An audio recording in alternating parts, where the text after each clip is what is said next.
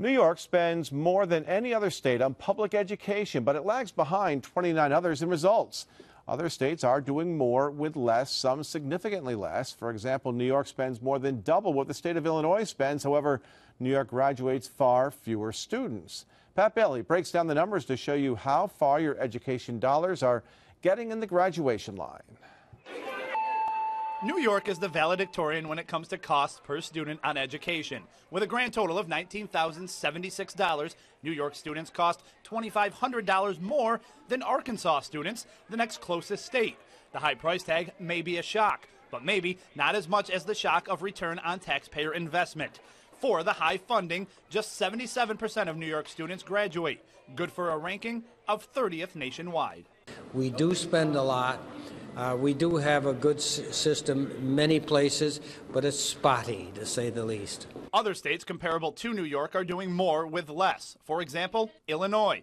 According to the National Center for Education Statistics, Illinois spends a total of $28 billion a year on education. New York spends $56 billion.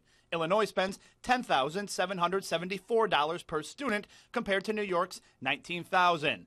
They are not doing things much differently in Illinois. They have roughly the same number of students and schools, but that state graduates 84% of their students compared to New York's 77%. That's exactly what we've been working on, right? Is the solving the disconnect. Why do you spend more than everyone else and you don't have performance that measures? Is there a timetable when you can see plans or results, changes? This year we got the whole teacher evaluation system implemented.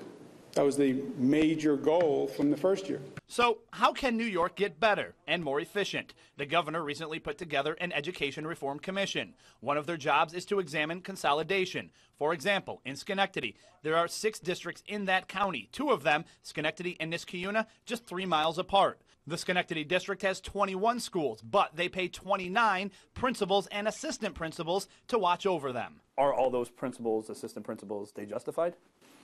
Yeah, absolutely. The requirements for school administrators in these days are tremendous.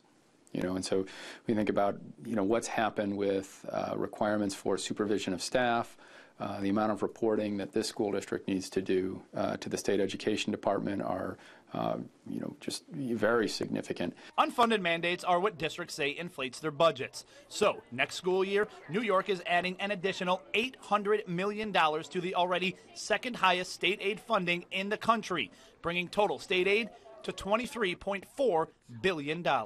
In Albany, Pat Bailey, CBS 6 News.